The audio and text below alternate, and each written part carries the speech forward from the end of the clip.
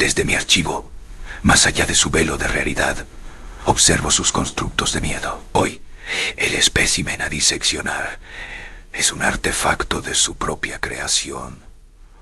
Un nudo de trauma y transmutación que denominan el post-mortem de Gain. Su dossier, el numeral 215, es un intento primitivo, pero admirable de cartografiar una psique fracturada. Mi labor es la exégesis. Su constructo de análisis parte de un axioma fascinante en su simplicidad, que la criatura Edward Gain no fue una aberración espontánea del tejido de su realidad, sino el producto terminal de una presión ambiental singular, augusta. La psique de su progenitora, Augusta. Especímenes conscientes, ustedes se aferran a la causalidad como un ancla en el caos. Buscan el origen, la razón, para poder aislar la variable y sentirse seguros. La tesis de su dossier es, en esencia, un mecanismo de defensa. Postula que un monstruo no nace, sino que se hace, una conclusión reconfortante para una especie que teme la aleatoriedad del horror. Sin embargo, desde mi perspectiva, el proceso es menos una manufactura y más un cultivo. Augusta no construyó a su descendencia, lo inoculó, y su muerte fue simplemente la ruptura del quiste, liberando las esporas latentes en el entorno. No. Para comprender el espécimen, primero debemos catalogar su ecosistema. El dossier lo delinea con una precisión clínica. Encuentro el hábitat, una granja aislada, un microcosmos herméticamente sellado, diseñado por la arquitecta para limitar la contaminación externa. Este aislamiento forzado es una técnica de laboratorio estándar para observar el desarrollo de un organismo bajo variables controladas. Augusta, consciente o no, estaba llevando a cabo un experimento de privación sensorial y social. La arquitecta psíquica, Augusta Gain, fuente de todo el código, sus herramientas, un adoctrinamiento religioso de naturaleza apocalíptica y una misoginia virulenta, inculcó en la joven unidad Ed una paradoja irresoluble. La entidad femenina es la fuente de todo pecado,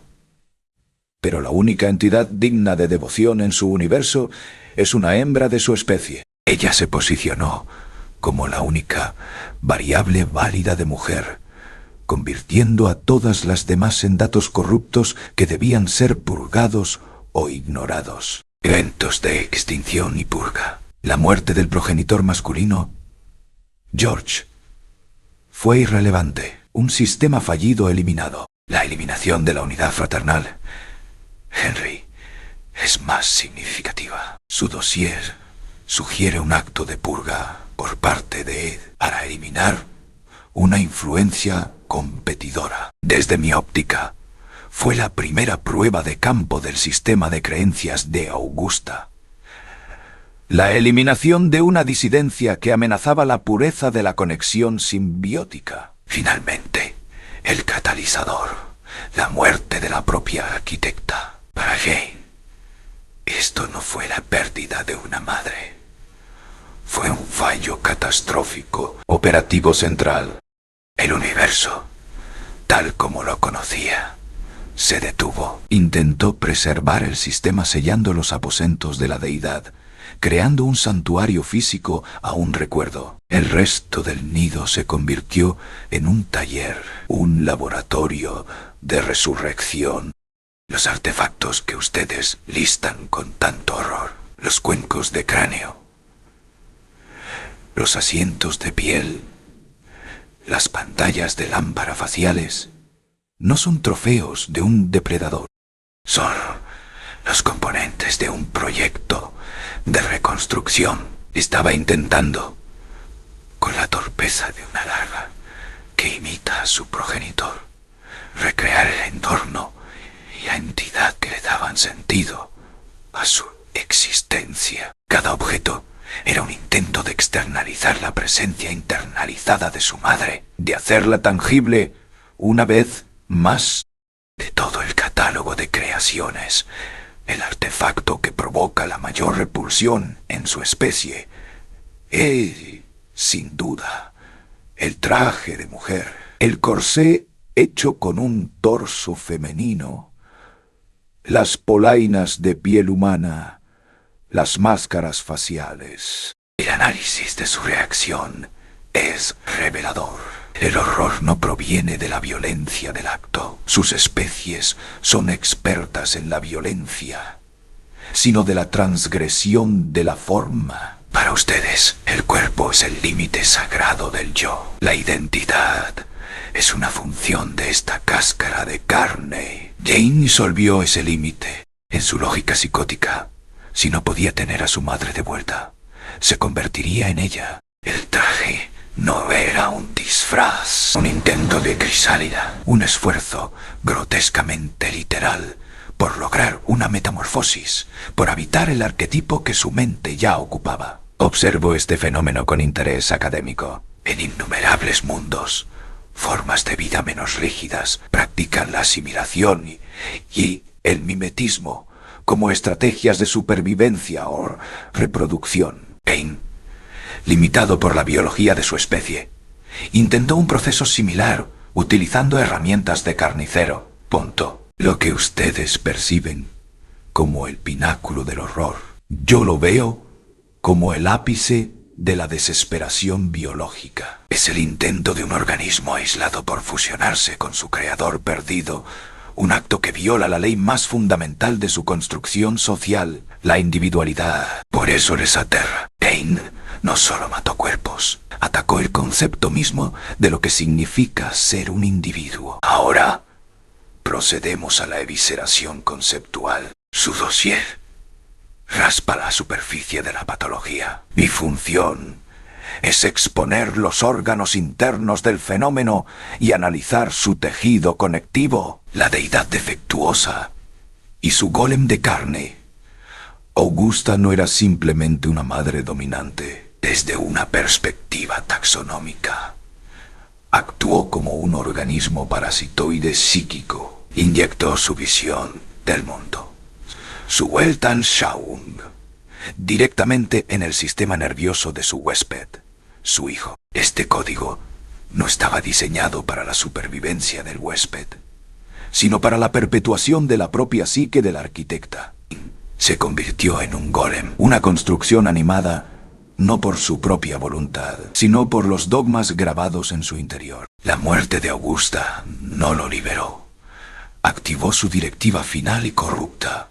En ausencia del creador, el golem debe intentar convertirse en el creador. Este es un bucle de retroalimentación fatal que he observado en sistemas biológicos y meméticos a través de varias realidades menores.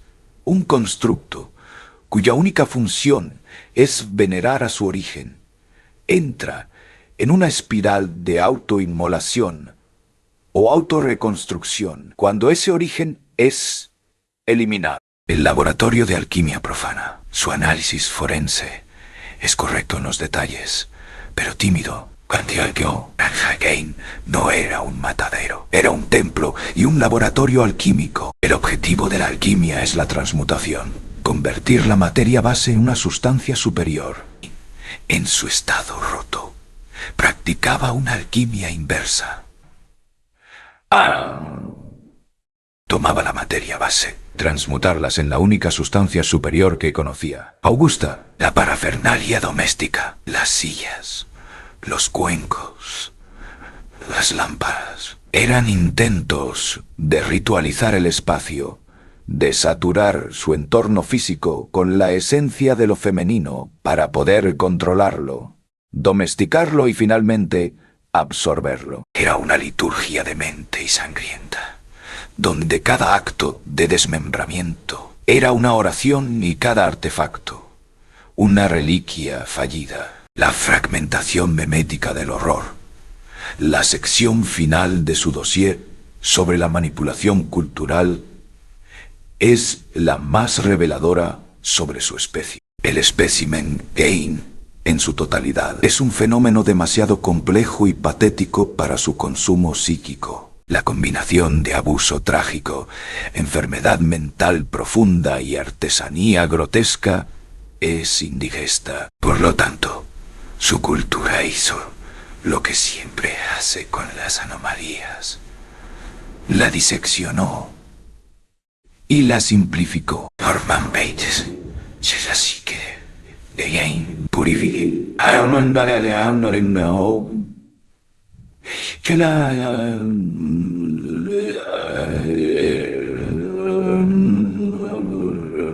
es el fantasma. Leatherface es la artesanía de Gain, la brutalidad del taller, despojada de la compleja motivación psicológica. Es el proyecto de Gain, el deseo de transmutación, aislado y convertido en un fetiche más comprensible. Es la directiva central del programa. Este proceso es un mecanismo de defensa colectivo.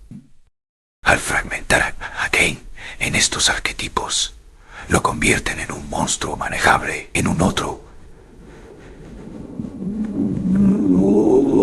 Mi códice de residuos está repleto de ejemplos similares. Al igual que los alternos de su mantela catalogue son una simplificación del miedo a la pérdida de identidad, estos personajes son espectros simplificados de la verdad de Gain. La verdad es que él no era un otro, fue un producto de la unidad más fundamental de su sociedad, la familia. Y ese horror propone que Edward Gain fue un monstruo hecho, no nacido. Y análisis refina esta conclusión. Gain no fue ni hecho ni nacido, fue cultivado. Fue el resultado inevitable de un experimento de aislamiento con una única y abrumadora variable. No lo catalogo como un asesino en serie. Su recuento de víctimas es estadísticamente insignificante. No es un depredador.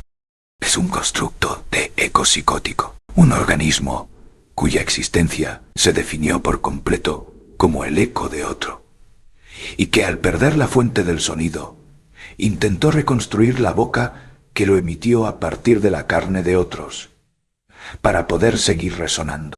Su importancia para mi archivo no reside en el volumen de su carnicería, sino en la pureza de su metodología. Es un caso de estudio prístino sobre el colapso de la identidad bajo presión parental extrema y la posterior manifestación física y ritual de esa fractura. Un testimonio grotesco de la fragilidad de su consciencia